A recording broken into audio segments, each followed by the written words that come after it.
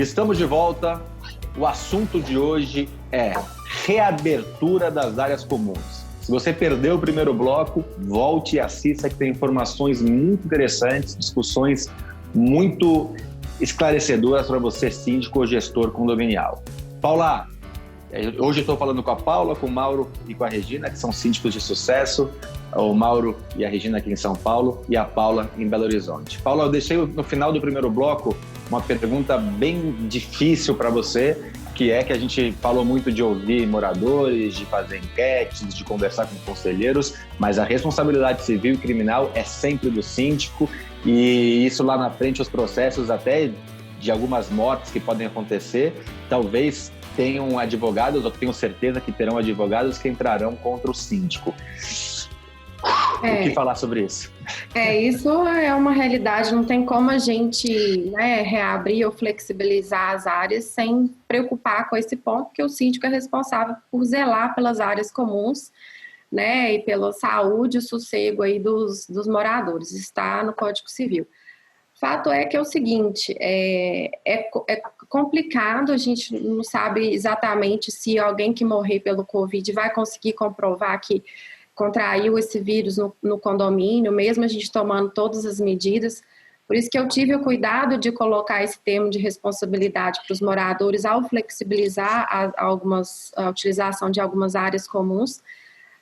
Mas eu tenho plena consciência que isso futuramente a gente pode responder sim a um processo civil e criminal em relação a alguma morte que possa acontecer, que eu acredito que isso é bem provável, a gente sabe disso, até pegando aí para o próprio São Paulo, eu tive um caso aqui em Belo Horizonte, logo no início também, de ter um morador que teve o Covid confirmado, assim, o comportamento dos moradores é totalmente diferente daqueles que ainda não tiveram nada, E o que eu tenho deixado muito claro com o corpo diretivo dos condomínios é o seguinte: a partir do momento que a gente tiver confirmação de que tenha caso, seja de funcionário ou de morador que tenha o Covid, a nossa postura em relação à flexibilização ela vai mudar.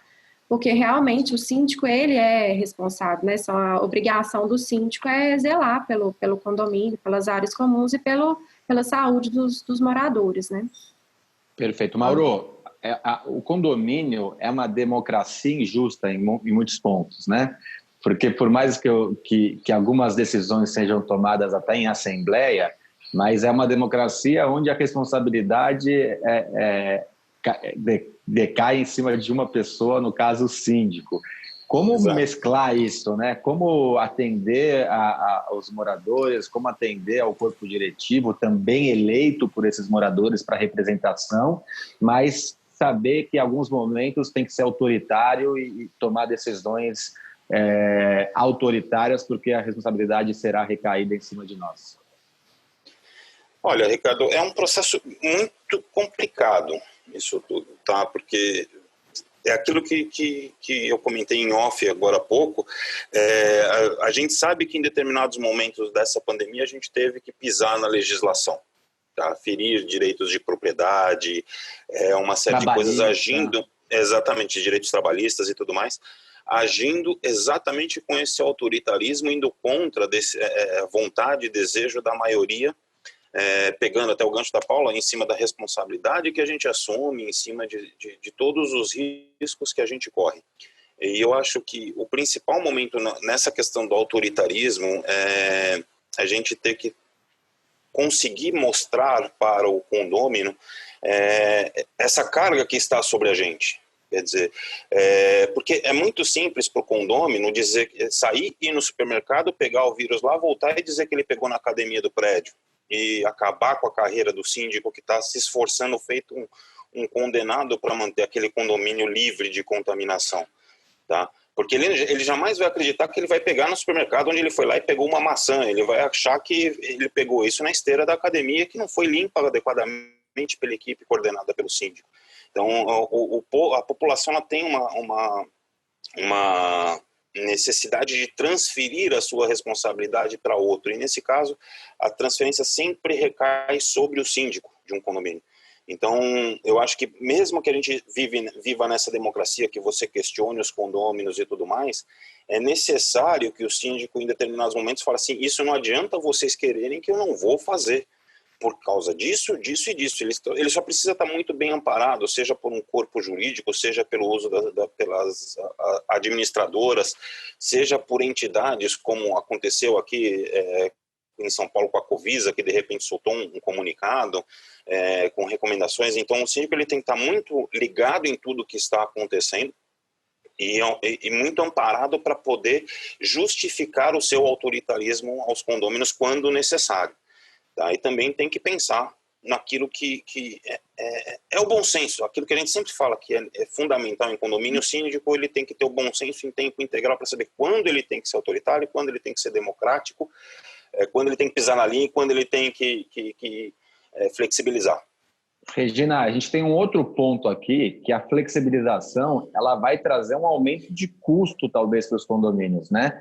Porque se a gente está falando de aumento de higiene, hoje a gente colocou os nossos faxineiros para fazer uma limpeza muito maior nas áreas comuns do que eram feitas anteriormente para questão de tentar inibir a disseminação do vírus. Se a gente for abrir academia, a gente terá que deixar praticamente um funcionário dedicado a limpar a cada X tempo.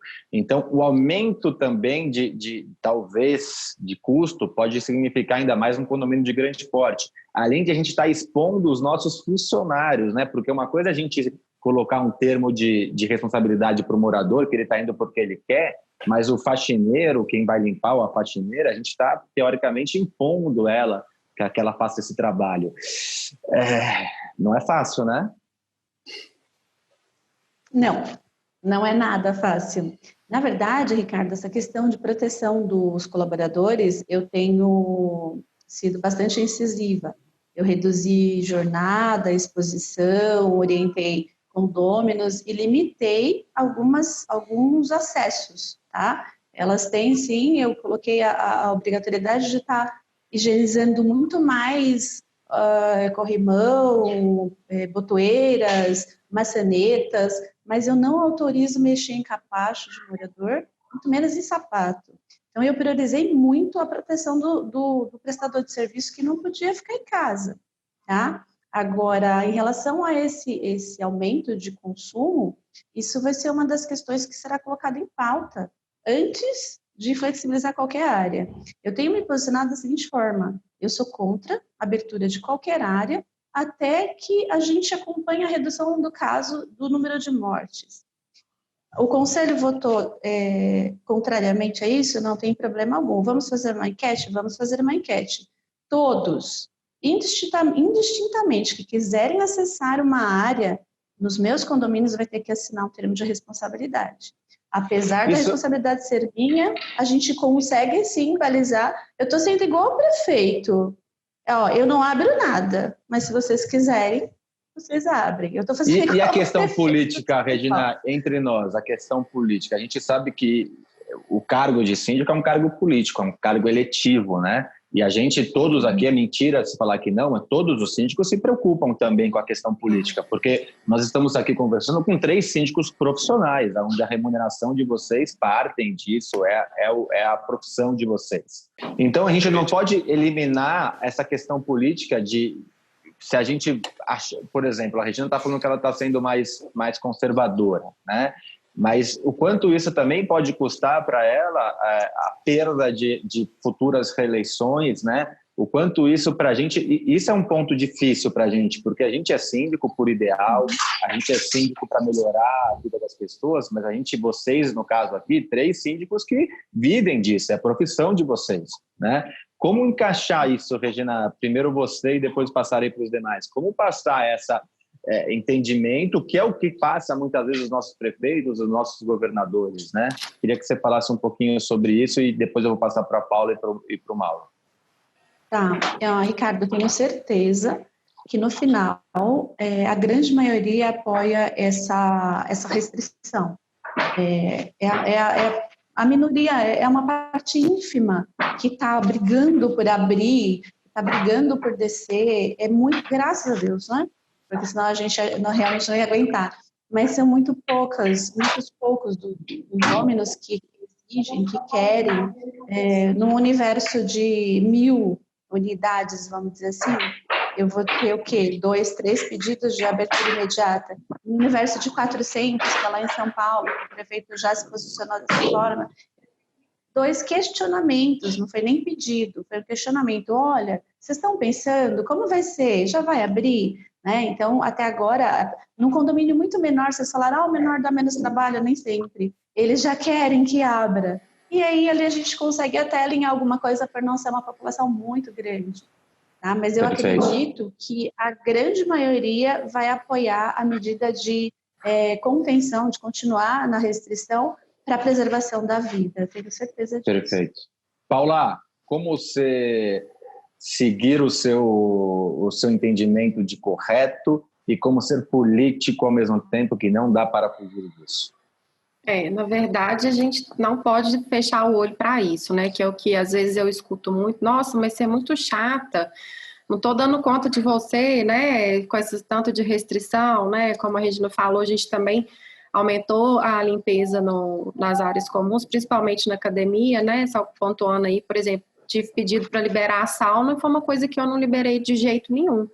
Né? A gente não, o pessoal não é lazer, é quarentena. Academia, ok, porque faz parte da saúde mental, né? Atividade física.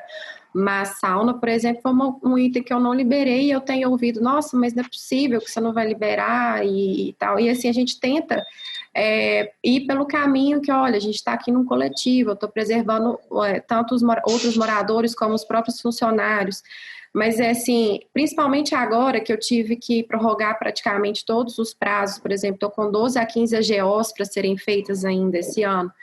E a gente tem receio, eu acredito que possa ser que algum condomínio não vai ficar satisfeito com algumas atitudes que nós tomamos e a gente talvez não ser reeleito por causa disso. Mas o que eu sempre coloco é a transparência, sabe? Tentar colocar para eles que a gente está tomando essa decisão pela coletividade, para o bem comum de todos, para preservar. Alguns entendem, outros não.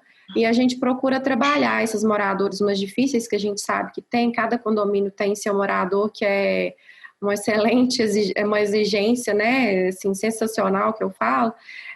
Mas que, infelizmente, isso pode, lá na frente, ser um ponto negativo, sim. A gente tem essa consciência, mas é tentar equilibrar isso aí. Eu acho que é mostrar e ser transparente, né? Mauro, a Paula falou sobre sanidade, né? E eu tinha terminado também o primeiro bloco falando um pouco sobre isso. Você, no intervalo aqui, fora do ar, falou sobre insanidade também.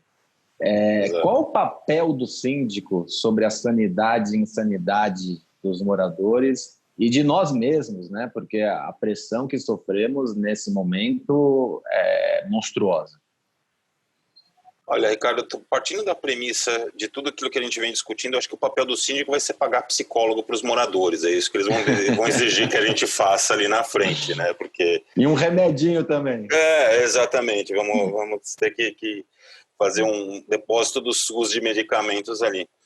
Eu acho que o papel do síndico nesse processo da sanidade dos condôminos é tentar mostrar para eles aquilo que a Paula estava falando, que a gente tem trabalhado pelo coletivo. Tá? Muitas vezes ignorando a nossa própria sanidade, a nossa própria saúde em prol do coletivo do condomínio. Tá?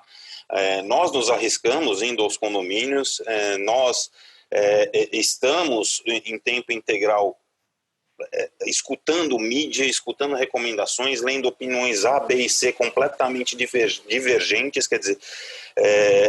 O prefeito fala uma coisa, o governador outra, o presidente outra, o ministro da Saúde outra, a OMS outra. Exato, e ainda muda o ministro da Saúde, muda discurso, quer dizer, a mesma entidade falando discursos diferentes com pessoas diferentes. E cada médico infectologista diz outra coisa. Exatamente. E para complicar tudo, a gente ainda tem todas as redes sociais e WhatsApps e coisas do gênero que também não perderam a sua força nesse caminho todo, muito pelo contrário. Então, o papel do síndico, eu acho que, para auxiliar na sanidade das pessoas, a responsabilidade do síndico na sanidade, é tentar demonstrar o tempo todo que, neste momento, numa visão micro, quer dizer, quando a gente não está falando de uma visão mundial, está falando de um condomínio que é uma visão micro perto do coletivo como um todo. Nós estamos preocupados com aquele conjunto de pessoas. tá? E que aquele conjunto de pessoas precisa se ajudar para superar essa fase. Eu acho que esse é o nosso principal papel, que envolve sacrifício de todos nós. Não é um sacrifício só da pessoa que está deixando de usar academia, ou do atleta, como acontece. Eu tenho um condomínio que fica muito próximo a um clube aqui, que eu tenho atletas que precisam nadar, porque o clube fechou, então eles querem usar a piscina do prédio para fazer os seus treinamentos. Como é que eu posso liberar isso? Quer dizer, é um processo que o atleta tem que entender que eu estou trabalhando pelo coletivo, não é contra ele, entendeu? E que isso vai prejudicar a carreira dele, sim, mas eu tenho outras 300 famílias para tomar conta, entendeu? Então, a sanidade, pegando muito esse termo que você usou, ela está muito ligada a essa conscientização das pessoas. Quanto mais conscientização o síndico conseguir transmitir, maior a chance de manter os condôminos sãos. Tá? Não significa que o síndico permanecerá são, que isso já só de ser síndico já mostra um grau de insanidade um pouco elevado. Isso, aí falou tudo. Mauro, a pessoa já não é normal. Mauro, muito obrigado. Paula, muito obrigado. Regina, muito obrigado. Foi muito legal esse bate-papo. Eu convoco vocês para a gente voltar daqui a uns 30 a 45 dias, para a gente fazer um 2 sobre esse assunto, porque tudo muda, para a gente ir fazendo um acompanhamento, vocês contarem para a gente como está no condomínio de vocês, como está em Belo Horizonte, como está em São Paulo. Espero que as notícias sejam muito melhores do que nesse momento, mas por enquanto eu só gostaria de agradecer você, Paula, gostaria de agradecer você, Regina, e gostaria de agradecer você, Mauro, que foi muito bacana o programa, e você que está em casa nos assistindo, semana que vem mais um programa com informações importantes para a gestão do seu condomínio ou dos condomínios que você faz a administração. Até semana que vem.